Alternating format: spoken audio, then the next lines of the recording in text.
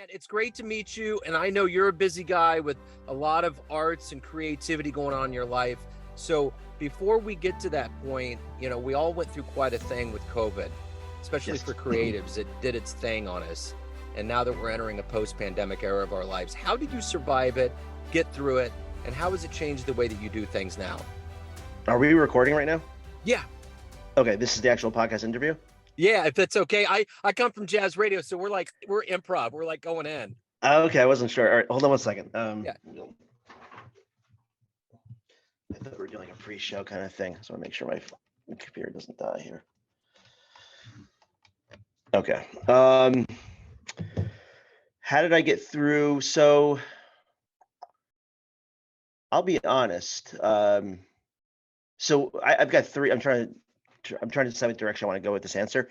I've got three daughters that are very involved in sports and things like that, and so it's always very chaotic in terms of like drop-offs and where we're going with them and just all the logistical stuff every day. And those first like few months where everything just slowed down, it was kind of nice. Like things got very slow. We were having dinner as a family for the first time ever because the schedules never matched up. And so I honestly enjoyed the slower paced life. I was able to just read more. I had more time in my hands. I'm not like, obviously I knew it was a serious thing and people were losing their life, but in terms of my life, this schedule got a lot more calm. I had more clarity, more time to think. It did change things with the business for sure though, because we're pushing everyone remote. So trying to logistically figure that out. Like I'm in my basement now. This is like my office now. And so we pushed everyone remote, trying to figure that out because we were for 57 years, the agency, Ballantine, we had a physical location. And so just trying to figure out that logistically, how we're going to make it work. And so there was a lot of change. Clients were scaling back on their marketing. They were freaking out about things, obviously. And so there's a lot of moving parts, but I think what made it easier, honestly, is the slower pace of life. We had more time to think and figure it out. So yeah, really interesting time though. Crazy, Yeah. really. So let's get to the essence of what you do for a living. I'm going to put you in front of a bunch of third graders at a career day. And one of the kids looks up at you and says, "Hey, what do you do for a living?" How do you answer that child? We help companies advertise their products and services so they sell more. That's really it. So what did you want to be when you were in the third grade? What was your dream? Oh man. What do I want to be when I was a third? I mean, I was really obsessed with baseball. Not that I thought I'd be a professional baseball player, but like Ricky Henderson, Yeah. for some reason I gravitated towards him. Maybe because he was a base stealer and I was like a sprinter too. Like even like going back to third grade, I realized that I was faster than all the other kids. And so then you look at Ricky Henderson and him stealing bases. So I was kind of obsessed with that. I also always naturally gravitated towards like making things and creating things and selling things. I remember like, obviously there's like the baseball card story that everyone tells, which I did sell baseball cards, but then I was making things, trying to sell them on eBay. I was trying to invent things like event glue and just like random stuff. A lot of it was kind of like weird, but I always gravitated towards making and selling things. So So maybe an entrepreneur. yeah, for sure. So you need to hear the 30 for 30 they did on Ricky Henderson. It was really good. Like, because he didn't stop. Like he went to minor league and he was trying to come back. And just like the whole story of how this all unfolded for him, it's a part that people don't realize. It's fascinating. Huh. Okay. So Definitely take a look at that. totally. So let me ask you this kind of before we get into more here. If you could go back in baseball history and see any event firsthand, what would you love to see? Um, hmm, you know, my dad always talks about Mickey Mantle and like I guess like the charisma that he had and the crowds he would draw. Babe Ruth too. I find him really interesting because he was kind of like a train wreck, but also a phenomenal baseball player. So I would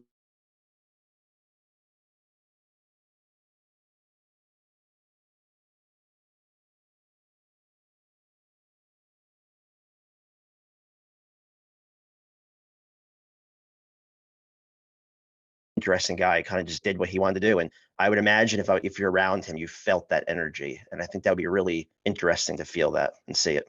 Yeah. Well, my dad was born in Brooklyn and raised in Long Island, so I kind of became a Mets fan.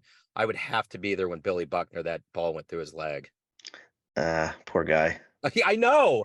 I feel bad for the dude, but the euphoria, like I just went the other day, my son and my stepdaughter's boyfriend took me to a Royals game. In 50 years, I've never seen what I saw that day. Ohtani was there. He hit a home run. He got thrown out at second, which was weird. Trout was there. All these guys. There was a rookie player for the Royals. We came back from 6 runs down in the 8th inning. It was 6-2. Rookie kid comes up, bottom of the 9th, hits a walk-off. I could not believe it. Like, the Royals are abysmal, so there's nothing really going on. But everybody that stayed there were all sunbeaten and going crazy. I think we were just all crying and waiting for champagne to just come splicing out of the sky onto our bodies. It was unreal. So anyway, needless to say, I'm a baseball fan myself.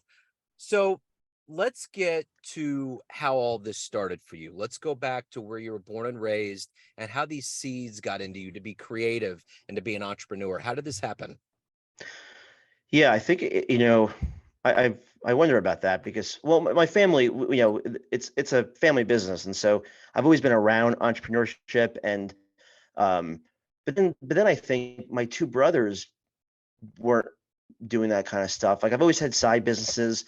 Even like my first job out of college, I wasn't with the family. I was getting up at 5 o'clock in the morning and writing an ebook back when that was like a big thing. Just like, so I've always been tinkering and I think I'm sure there was influence from my family, because I was around my uncle and my dad and my grandpa and my great uncle, and they were always talking about the business.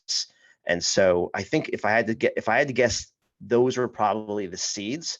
It's just puzzling to me because my brothers aren't like that. I mean, they're in the business, but they're not always tinkering with things and like creating things. It must just be the way I'm wired. But definitely the seeds came from the family business. I would not volunteer. I would work for them between like summer breaks between college and high school. And so, doing like, data entry stuff. And so I've always kind of was peppered with it. And so I imagine those are the seeds that were eventually going to sprout. So who's been a hero for you in your life? Hero? Honestly, I know the answer. I think my dad and my uncle to an extent, my great uncle too. My great uncle who started the business, he was a phenomenal salesperson. He had kind of like this swag to him, very successful. He ended up leaving the family business and starting another business that was really successful. So he's always had this kind of swag to him. Like even like my wife, he's not alive anymore, but she would love to talk to him because he was just so interesting. But I never saw him much. I don't think he had that much of an impact on me just from when I was around him, like holiday parties and family get-togethers and weddings. I was always very impressed by him because he started the business, started a second successful business. He always had like this aura about him that he was just successful, confident, always knew what to say, never seemed nervous. He just kind of had the swag about him. And so that always stood out to me. There's always that one guy in the room, Yeah, people wanted to talk to him. Even my wife, and my sister-in-laws. Everyone likes talking to Uncle Tom. That's cool, man. That's very cool. So if you could meet anybody alive on the planet right now, who would it be?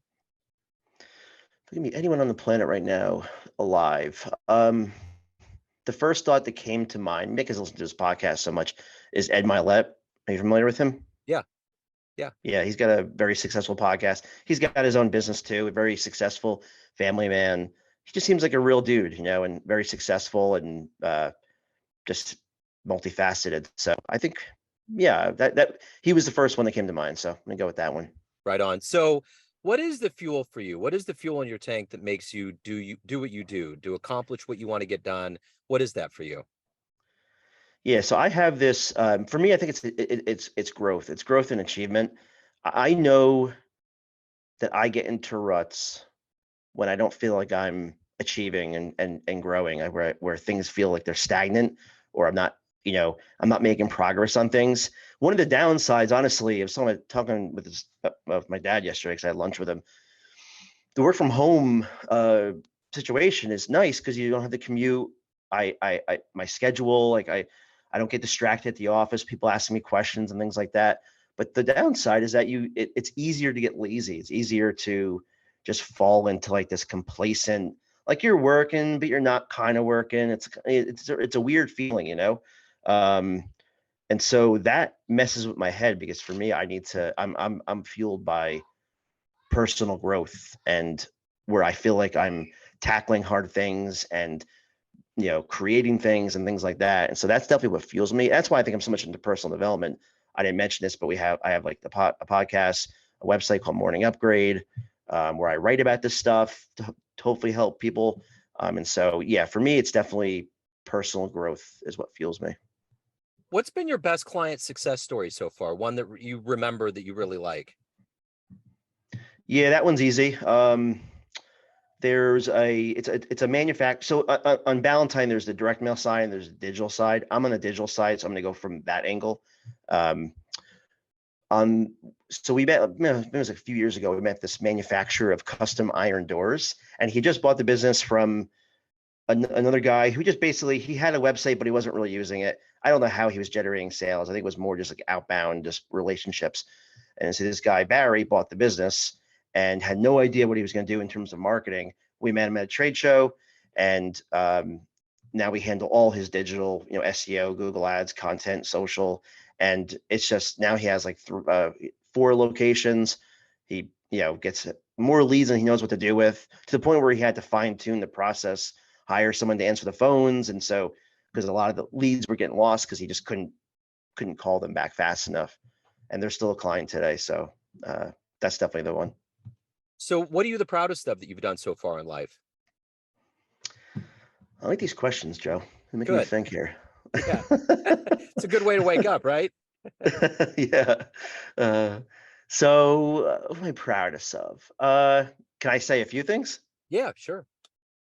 I want to answer this just based on like what comes first to mind. Obviously, I have 3 girls, 12, 10, and 8, and they're, you know, they're successful in their own rights, whether one's a professional dancer, one is really good at sports. You know, they all have like their thing that I'm really proud of. So to raise them, because, you know, we're like all imperfect humans trying to raise these humans, and so it's sometimes you don't know if you're getting it right. So I feel like we're getting it right with them, you know, for the most part.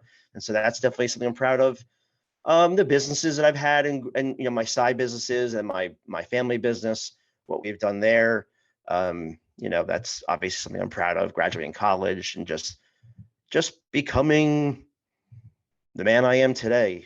You know, I think I have ways to go, but I'm proud of who I am today. So Right on. So let's say you have a dream tonight. You run into the 20-year-old version of yourself, and you could give that younger version of you a piece of advice based on the life you've led, wisdom you've gained. What would you tell your young version? um, I was pretty introverted back then.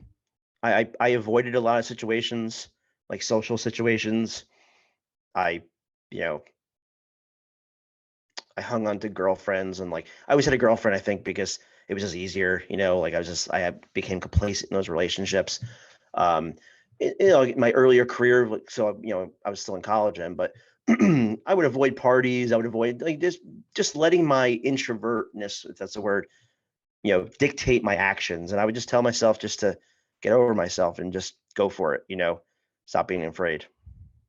So, Ryan, everyone has a perception of you, family, friends, clients, colleagues, but you run the show. What's your perception of you? Who do you think you are?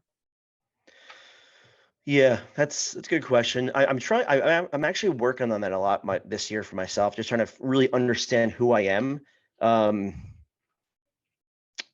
my perception of myself is um,